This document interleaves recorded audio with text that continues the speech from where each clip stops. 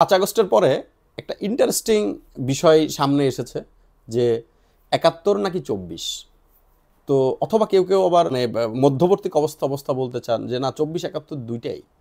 তো মানে এই যে ১৯৭১কে খাটো করার জন্য যে কোনো একটি সময়কে মুক্তিযুদ্ধের সাথে কম্পেয়ার করে ফেলা, এটি আসলে কোথা থেকে আসলো? এই এই যে এই এই প্ল্যানটা আসলে কার? এটা কেন হলো?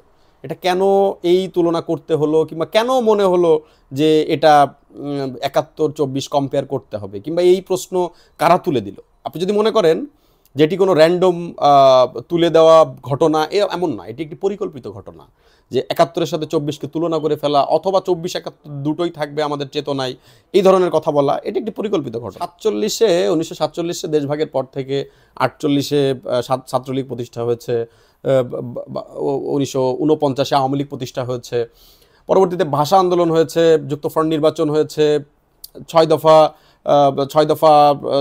দফা দিয়েছেন বঙ্গবন্ধু, ৬৯-এর গণ অভ্যুত্থান হয়েছে, ৭ মার্চে বঙ্গবন্ধু ভাষণ দিয়েছেন, ১৯৭১-এ এদেশের মানুষজন স্বাধীনতা সংগ্রামের জন্য যুদ্ধ করেছেন জীবন দিয়ে। তো পাকিস্তানের রাজনৈতিক দল হিসেবে, একমাত্র রাজনৈতিক দল হিসেবে আওয়ামী লীগে যে ছিল, এবং আওয়ামী লীগের নেতাকর্মীরাই যে এই সংগ্রাম করে ৪৭-এর পরে একটা দেশকে স্বাধীন করার জন্য এই জায়গায় আনলেন, বঙ্গবন্ধু যে একটা রাজনৈতিক দল থেকে একটা দেশকে স্বাধীন করার জন্য এই প্রক্রিয়ায় নিলেন, এই প্রক্রিয়া চিরন্তন সত্য। তো অস্বীকার করার সুযোগ আসলেই নেই, যদিও কেউ কেউ নির্লজ্জভাবে সেটিও অস্বীকার করতে চান, কিংবা যে কোনোভাবে বিতর্কিত করার চেষ্টা করেন, ভারতের প্রসঙ্গ টেনে এনে বলতে চান যে ভারতের এজেন্ডা বাস্তবায়িত হয়েছে, কিংবা এটি ভারত পাকিস্তানের যুদ্ধ, কিংবা আওয়ামী লীগ ভারত, মানে এই যে একটা সম্পর্কের নেক্সাস তৈরি করতে চান।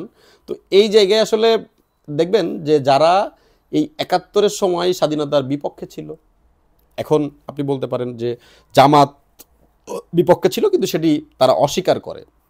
এখন অস্বীকার করার নিশ্চয় সুযোগ আছে, মানুষের আত্মপক্ষ সমর্থনের সুযোগ আছে।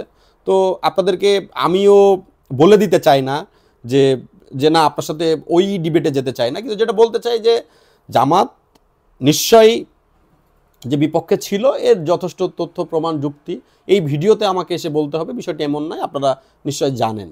তো সেই জায়গা থেকে দেখেন, আওয়ামী লীগ রাজনীতি করতে পারে এই যে ৪৭ থেকে ৭১-এ ৪৯ থেকে, মানে আওয়ামী লীগ প্রতিষ্ঠা, যেটা ছাত্রলীগের প্রতিষ্ঠা ৪৮, তো ৪৮ থেকে মোটামুটি ৭১ পর্যন্ত যা কিছু ঘটলো, এই আওয়ামী লীগের অর্জন। আওয়ামী লীগ বলতে পারে যে এই দেশ সৃষ্টি হওয়ার জন্য ছাত্রলীগই গুরুত্বপূর্ণ ভূমিকা পালন করছে, আওয়ামী লীগে গুরুত্বপূর্ণ ভূমিকা পালন করেছে।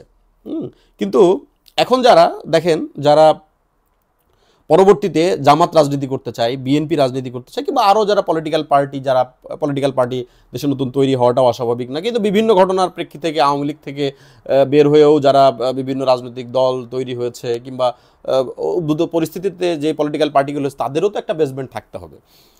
তো দেখবেন যে যারা আওয়ামী লীগের সাথে একসাথে ছাত্রলীগের ছাত্রনেতা ছিল, কিংবা ওই সময়ে মুক্তিযুদ্ধে অংশগ্রহণ করেছে, এদের বড় একটা অংশ যারা পরবর্তীতে বিভিন্ন রাজনৈতিক দল যারা তৈরি করেছেন, তারা কেউ ৭১-কে অস্বীকার করেন না।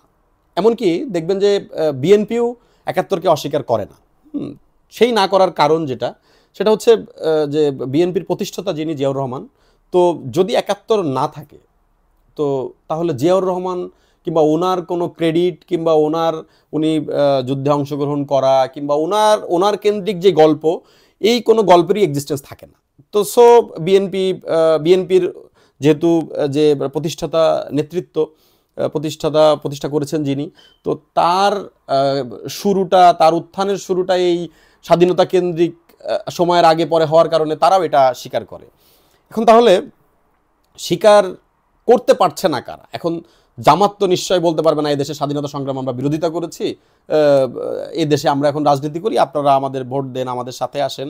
তাদের যে ধর্মকে সামনে রেখে রাজনীতি করা, সেটা তো তারা বরাবরই করে আর কি। তো ধর্মকে সামনে রেখে তারা দীর্ঘদিন ধরে যেটা দেখছে, যে শুধু ধর্মকে সামনে রেখে এটা পেরে দেওয়া যাচ্ছে না। তো জাতীয় কোনো একটা বিষয়, ন্যাশনাল কোনো একটা ইস্যুতে জনগণকে বোঝাতে হবে যে না, আমরা এদেশের পক্ষের। কারণ দেশের মানুষ দীর্ঘদিন ধরে যেটি বুঝে ফেলেছে, যেটি জেনে ফেলেছে, যে ৭১-এ জামাতের অবস্থান স্বাধীনতার বিপক্ষে ছিল।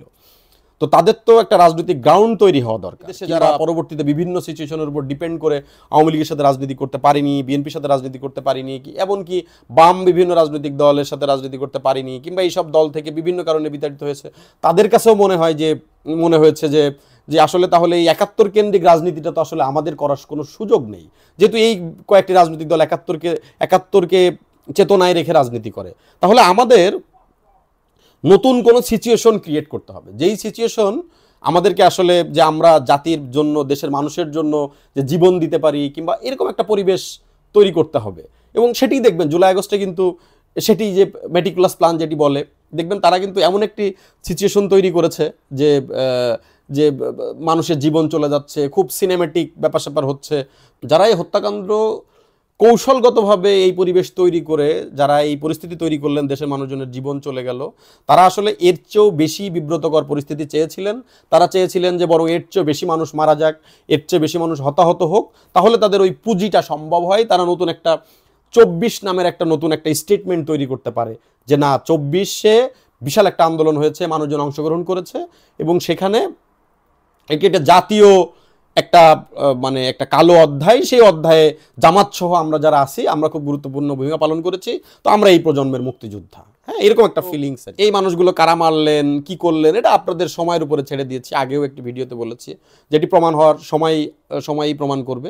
কিন্তু এখন যেটি বলতে চাই যে এই যে একটা ঘটনা ঘটা দরকার, যেই ঘটনাকে না পারলেও ঠেলে 71-এর সাথে তুলনা করা যেতে পারে, এরকম একটা পরিস্থিতি তৈরি করতে দীর্ঘদিন ধরেই এই জামাত সহ যারা এই যে বিপক্ষ শক্তির যেই জনের কথা বললাম, এই ধরনের মানুষগুলো চেয়ে এসেছে। তো তারা সেই ক্ষেত্রে এবার অনেকটা সফল হয়েছে, যে অনেকগুলো মানুষকে জীবন দিতে হয়েছে এই জুলাই আগস্টে। তো তাদের এই যে 71-কে মানে চেতনায় না রাখতে পারার যে সাংঘর্ষিক অবস্থান, তার জন্য তারা এই ঘটনাগুলো ঘটিয়েছে। এখন আপনি বলতে পারেন যে আমাদের আওয়ামী লীগ, বিএনপি সহ অন্য রাজনৈতিক দলগুলো যে 71-কে পুঁজি করে বলেন, অনেকে পুঁজি করে রাজনীতি করার যে ব্যাপার, নিশ্চয়ই যেহেতু স্বাধীনতা সংগ্রামের সাথে আওয়ামী লীগের যেই এক সুতায় গাথা যেই সম্পর্ক, সেই সম্পর্ক চাইলেই তো আপনি ইতিহাস মুছে ফেলতে পারবেন না। আবার জামাত যেহেতু রাজনীতি করে, তো তারাও তো এটা সম্ভব না যে তারা প্রতিদিন বলবেন আমরা স্বাধীনতার বিপক্ষে ছিলাম, তো আপনারা আমাদের সাথে আসেন। তো তাদেরও তো পলিটিক্যাল আসলে স্ট্র্যাটেজি থাকার দরকার আছে। কিন্তু যেটা মনে হয়েছে যে তাদের আসলে এই স্ট্র্যাটেজিটা ফলো না করলেও পারতেন, মানুষের প্রতি কিছুটা মানবিক হলেও পারতেন।